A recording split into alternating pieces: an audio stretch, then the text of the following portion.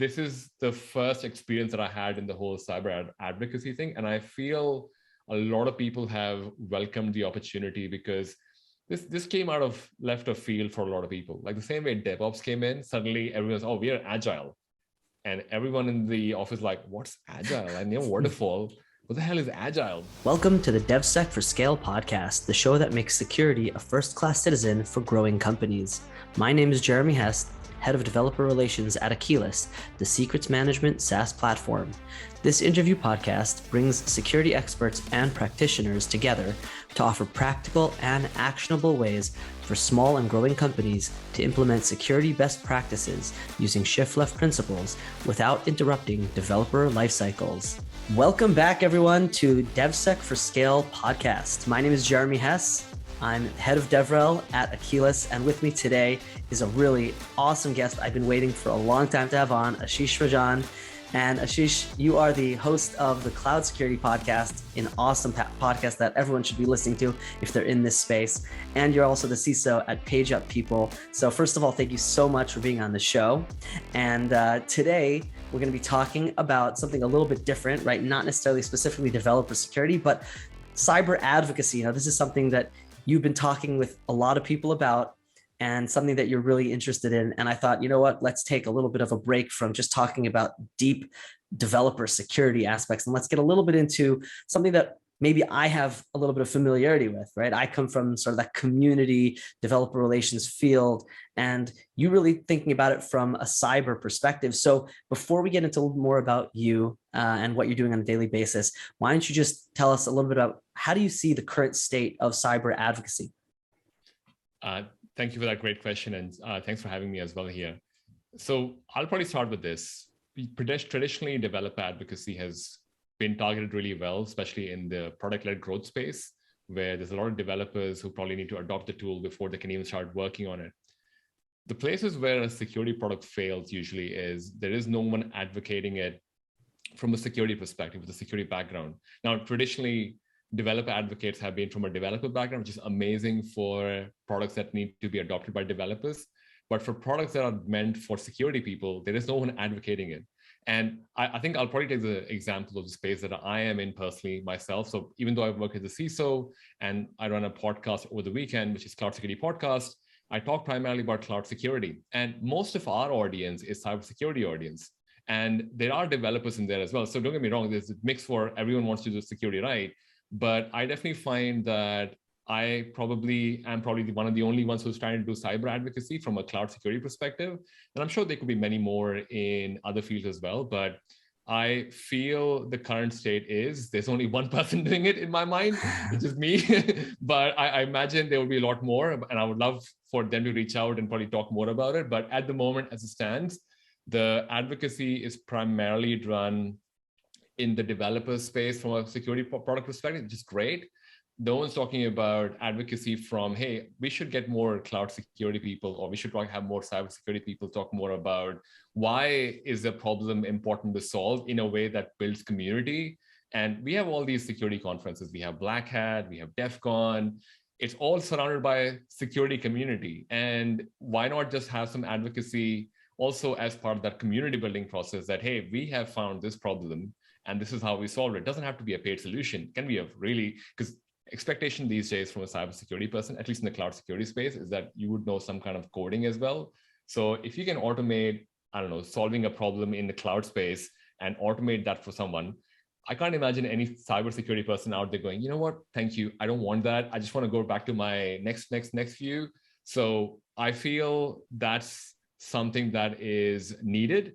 And I'm hoping conversations like what you and I are having over here, and hopefully some of the work that I do in the future would help promote the cyber advocacy. Awesome. Yeah. And we're definitely going to talk a little bit more about things like how you see cyber advocacy actually happening. And when we get to that, we'll, a little bit later, but let's start with a little bit more about you. So why don't you, Ashish, tell us a little bit about what you're doing on a regular basis, both from the podcast aspect as well as your CISO role.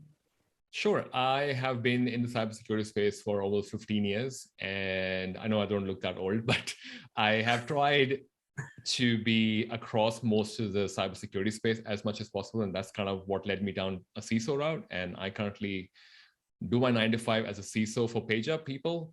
And on my 9 to 5, my 9 to 5 is over, on the weekends, I run a live stream for a podcast, for a cloud security podcast. And I think we get about, at the moment, as of a couple of weeks ago, we get about 16,000 views per episode, which is super grateful for. It was something that we started. I know, but it was something that we started as part of my escape for pandemic. Literally, my wife found me talking to my dog during the lockdown that Melbourne had. And she said, why not just talk to a mic instead of talking to a dog? And that's what led to Cloud Security Podcast, because that's the only thing I knew. And I was working in cloud security space at that point in time. That was 3 years ago. And that was started with 0 listeners. So yeah, that's my little background. Amazing. Wonderful. Well, it's great to see the growing audience that you have for the Cloud Security Podcast. And I wish you really all the best of luck in continuing to grow that and pushing cyber advocacy as well along with it. So let's continue, back where we left off. I want to understand a little bit more about, the relationship between, let's say, developer advocacy and cyber advocacy. So we know that developer advocacy is a big thing, right? Developer relations, developer advocates, there are a lot of us out there. And, we love doing what we do. What do you see as, like, why do you believe that, or see that, something like developer advocacy is such a big deal, and that cyber advocacy just doesn't have the same, feel to it? Like, what is it that's, not pushing us to have more cybersecurity advocates? I believe the answer lies in one word: DevOps. And the reason for this is DevOps triggered the notion that, hey, developers are doing security, so we need to bring in developers, we need to bring them up together with operations. And then the whole DevSecOps happened where, hey, don't forget security, we need security in there as well. So that became DevSecOps. Now, while this movement was going on in the technology side, that's what, in my opinion, led down the path of creating something called the developer economy, for lack of a better word. And that developer economy needed to be educated on what maybe the best product-led products that you could have thought of, in terms of, not just in terms of security, but a broader performance. Take any field for that matter these days. Everyone has some kind of advocacy, especially if their end user is a developer. Now, it's good when you have the focus on developers. It helps you grow in organizations where developers are the ones leading the charge.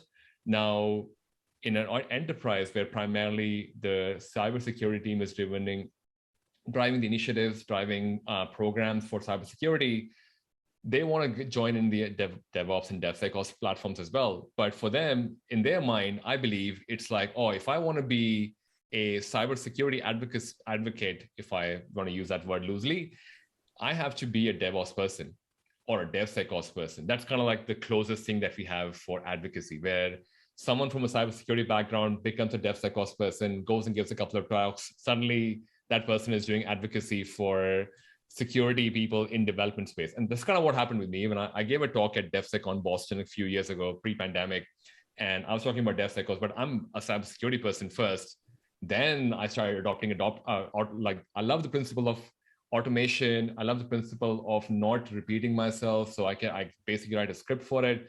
I learned all of that. I didn't have to be a DevOps person for it. I didn't have a DevOps role per se for a long time. And I was able to bring that into the security thing. So it wasn't obviously welcomed at the beginning, because DevOps was still, as a movement, was still catching on. But now I feel it's the right time for us to start talking about, hey, we've been doing developer advocacy for over 5-6 years now. And we love the fact that we can build communities in development. We can build communities that are working with security, educate them about, even, in fact, the fact in certain programs, the whole security champions program is based on the fact that you're trying to find security champions inside the developer space. The same way they're trying to find advocates in our side as well, so that they have development initiatives and they want someone who understands that, okay, I understand the development aspect, but someone needs to make this move forward from a security perspective. And you want advocates for that in your organization. So there is the organization angle for advocacy from cyber perspective, where the DevOps of the world comes together and cybersecurity and development can work together on using a security product to produce code which is faster. Now, that's the enterprise and the customer angle. The product side angle as well is that there are a lot of developers that are now transitioning over to AppSec roles, DevSecOps roles, or DevOps people who are moving into that role as well. Now, they require guidance, which is probably more from a developer-led security rather than a, hey, we are cybersecurity. You should have done CISO, CEH, CompTIA Security Plus, and all of that big thing that comes in. I probably disagree to some extent from that, because I feel like cybersecurity skills are probably easy to learn for anyone, but you still need to teach them. Like, for example, if someone's walking out of their house, they lock their door.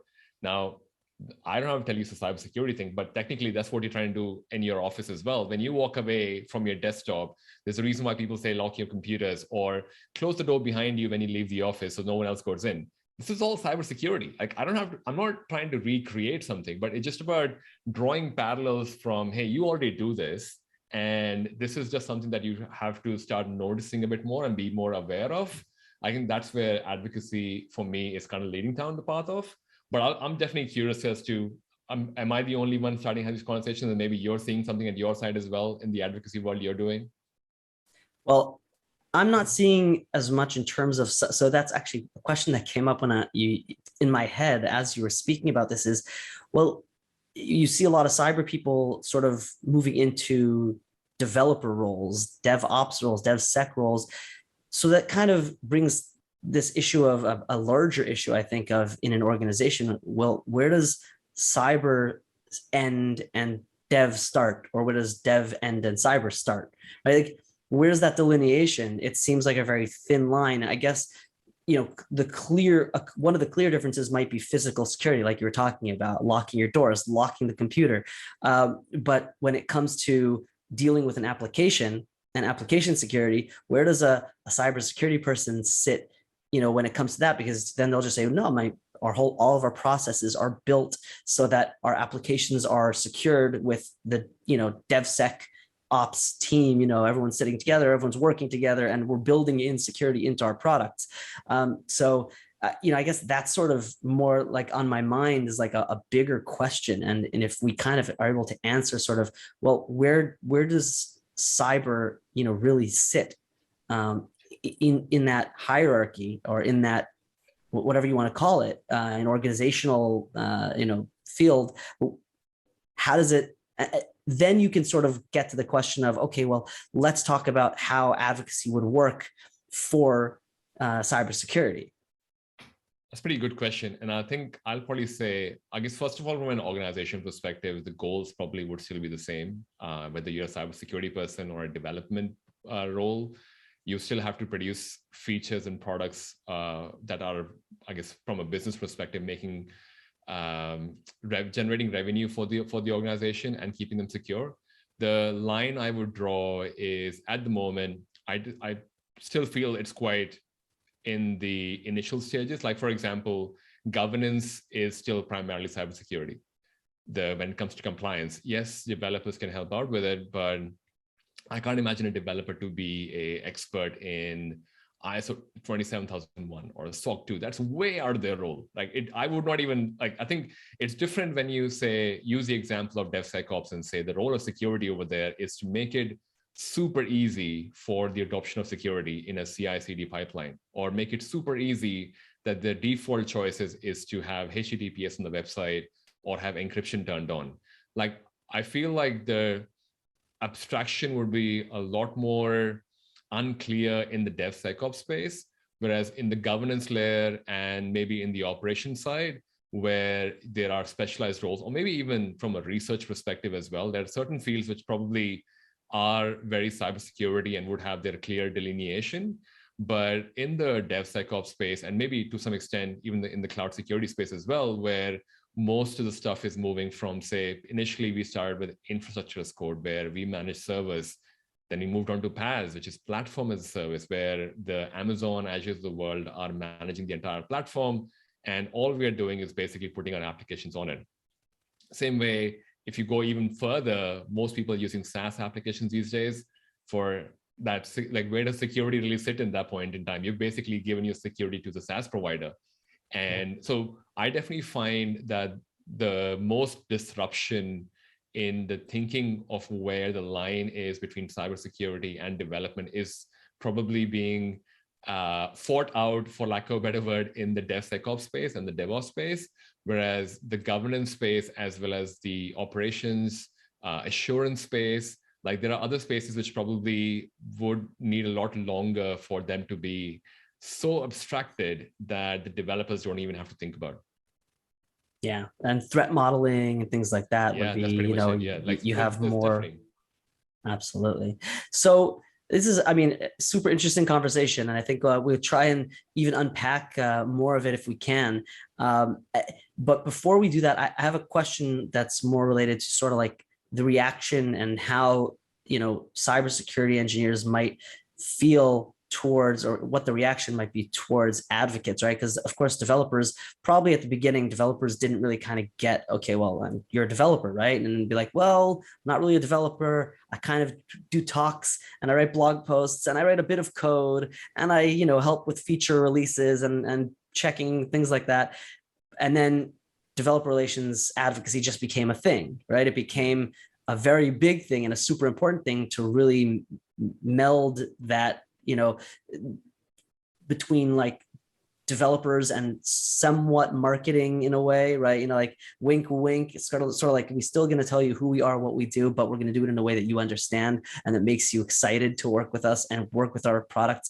And of course, we love open source and all that. So developers, you know, they sort of now just kind of take it as a given, I think. And the question I guess I have is more, would cyber and security experts, you know, have a similar reaction? Do you think that they'd be open? Do you think they're ready for something like cyber advocacy? I think they are, but may not be ready for the title, I guess. So to what you said earlier, when DevRel started, there's like, kind of, what are you doing exactly? I don't know. Like you sound like me, you look like me, you do kind of do the work that I do as well, but you have this label on you, which makes you an advocate. Are you like one of those, what's the word that used to be this distinguished engineer? Evangelist? I don't know. Evangelist, distinguished engineer, and you're like, but distinguished engineer, yeah.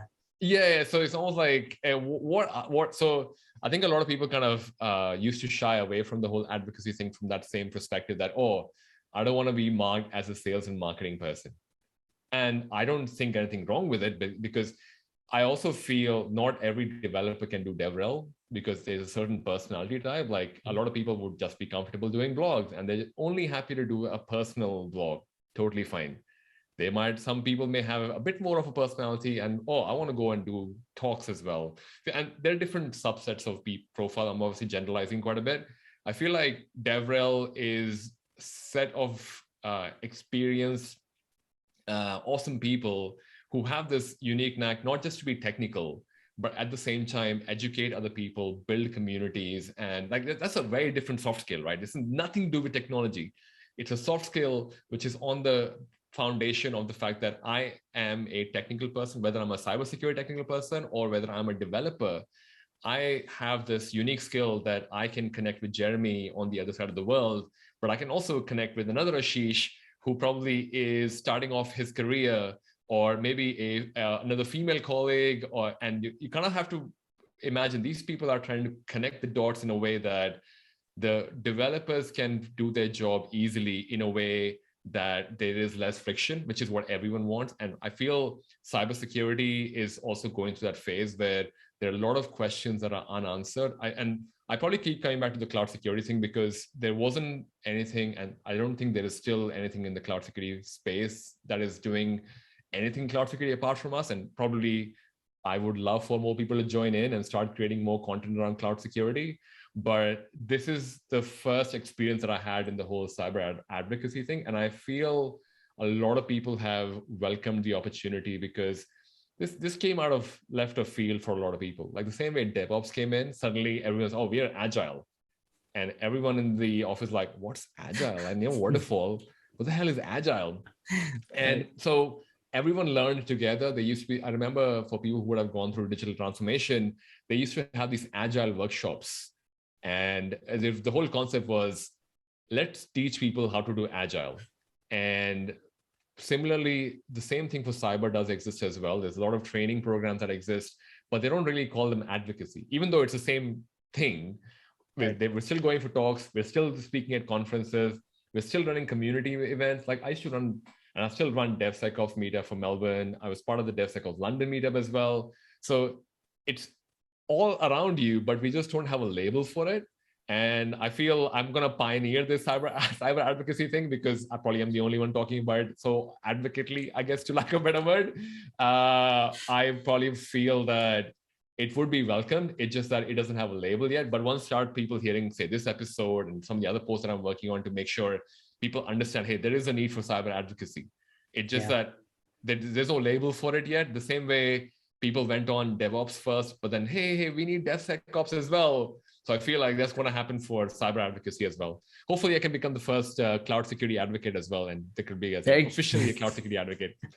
That's great. Yeah, actually, while you were saying that, I was thinking to myself, yeah, I mean, if I go back and I think to myself, what's out there now, it's a lot of let's talk to CISO X and CISO Y about, these bigger ideas and all that, but it's not talking about how you really explain, more nitty gritty about, hands-on, how things are done, how we can make processes better. It's more just kind of like, and there's a lot of great shows out there, whether it's podcasts or, or conferences and all that are really, but they're really talking about sort of high level. So the advocacy, I think, needs to distill that sort of theoretical information into like, let's talk about actually dealing with the way we're working and the processes that we're using.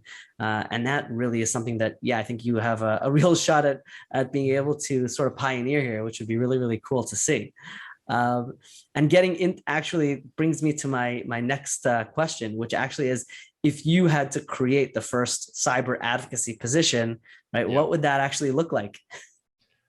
So I'm going to use the cloud security advocate example here because I think that's probably the most realistic at this current point in time, because governance and operations are not there yet. I feel cloud security would be the first one to get into the space for a couple of reasons, because there's already a lot of evangelism going on in the space from inside organizations where people are trying to teach security people how to do cloud security. And similarly, there's advocacy going on from the security team for the developer teams to, hey, this is why you do cloud security. Look at all the work we're doing to make your job easy. So if I were to make a role for a cloud security advocate, and if I were to go down that path, I probably would go down the path of, I guess, having a mix of the theoretical concept in terms of what we are trying to do within that space. Why is that space even a thing? And then go a layer deeper for, say, I'm just going to use the most popular 3 clouds that we know of: Amazon, Azure, Google Cloud.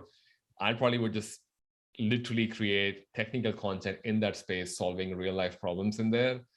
Link up to a lot of open source repos that are out there already in the market. And if I have use cases for making these available to other people where they can just simply click on a button, if they prefer clicking on a button and just using it, happy to, I think that kind of a space. So someone who's going for this role, would need to be a bit technical to write some kind of, like, doesn't have to be a developer, but if you come from a development background, even better.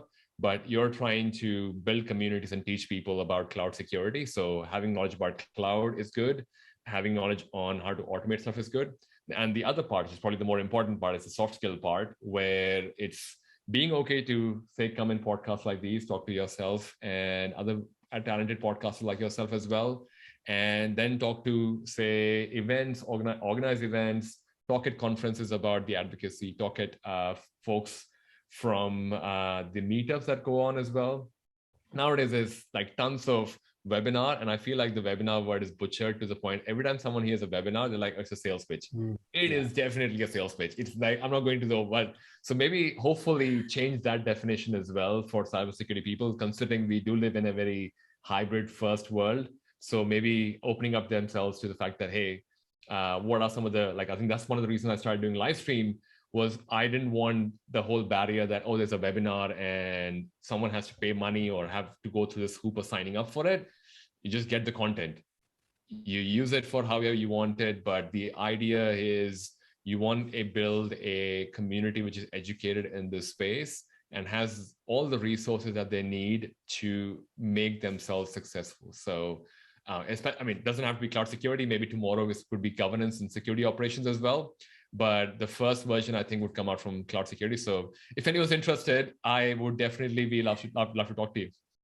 That's great. Yeah, it's really about taking a lot of also the internal learnings of what you're doing at your position, and kind of bringing it out into the world to show people like, here are some of the things that I've learned about from what I've done, and it would be really cool to implement this, and maybe even create your own little open source project from some of these things that you've been doing, and say, hey, let's all get out there and join together and make this a stronger thing. I found that there's this one piece of the puzzle between where the cloud, where we spinning up machines, and from there to where you get to actually getting your application live and deployed. There's one part that I really feel is super important, and it's very, very security specific.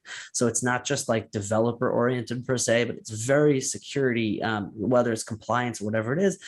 And say, look, let's put that out into the world. Let's talk about it. Let's build it together. And those are, I think, they're really, really cool opportunities there. Some really fantastic things can be done, I think, in that space. So continuing on to, my final question for the podcast. What advice do you have for anyone considering getting into security and cyber from a developer background, right? So like the opposite, right? So usually we're talking about, well, it's someone from security getting into, developer, but what about the opposite? What if we're looking for developers that are really looking into trying, this is more interesting to me somehow. And what would you, how would you, explain that and get them into it? So a developer trying to get into cybersecurity? Yeah. I think the easiest one to start would be to see if you can collaborate with your existing cybersecurity team, if you have one. I would be really surprised if you are a developer in a company and you go to a cybersecurity team in your organization and say, hey, I want to help out. Let's talk about, I don't know, CI/CD pipeline, or securing your cloud build, or securing the SDLC, software development lifecycle. I feel like it would probably be an easier. It sounds a bit naive to say this, but I feel like it's easy to move from development to cybersecurity. It's hard moving from cybersecurity into development. That's my take on it. If you're not from a development background, because if you look at I think there's a stat that I was reading. Majority people in cybersecurity started with network security sysadmin roles. If you think about broadly speaking, the network security jobs or sysadmin jobs were primarily what became cybersecurity. Obviously, they went down pen testing or some kind of a security engineer role, but most security engineers used to be sysadmins at some point, or used to manage firewalls at some point. Now, all of those people are now security engineers and have some automation skills, but maybe not the right ones to choose for Java programming or .NET programming. So if you are from that background, I can imagine it'd be really hard to learn a language from scratch, especially these days when there's like multiple versions of JavaScript released every other day. It's like there was someone else talking about a new version of JavaScript, like, how many are there? There seems to be hundreds these days. So if you pick one, I would probably say from a development perspective, you obviously are with an advantage in this case. So I'll probably start with that. Now, if you don't have a cybersecurity team in your organization that you're working at, I probably would say start doing cybersecurity. Like just obviously you can reach out to people in the industry like myself and others, and Jeremy, I'm sure you'll be able to help out as well. The idea is to be able to find opportunities where you can hone your security skills and show that to the organization. And maybe once you've solved a couple of problems, go to a conference, security conference, talk to them about this. I bet you will have 100 people at least walking up to you and going, hey, I love the talk. I would love to talk more about this problem that I'm having as well. So if you want to get immersed in cybersecurity, those are two probably the easiest ways.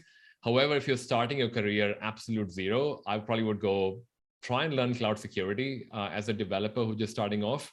I think that's probably still a field where the barrier to entry is quite low. And a majority of cybersecurity professionals out there are still learning about cloud security. So you would be in good mix. You might even attend a training and you might find people around you are all cybersecurity professionals, and just go make some friends and maybe try and see how you can help them out with cybersecurity as well. So that would be some of my ways of getting into security if I was a developer right now. Awesome. Yeah. And maybe could take some courses as well. Yeah. Always an easier thing. I mean, it's all online. You can get it done anytime. It brings me back to an interesting thought that I had about, well, do we just trust, like, you have the big clouds and all that, the providers, is like, do we just trust them with like security, right? You just, like you're a developer. And so like, you're like, well, I have to get, my feature done and I have to, push it to production. We need to get it done by tomorrow. And so you're not thinking, do you just kind of assume that your cloud provider, has whatever security is in place in order to know, right? You have to do a lot more. There's always more to learn. There's always more to do. And so it really does, I think, behove all developers to really make sure that they're at least putting a little bit of their efforts into looking at the security aspects of what they're building.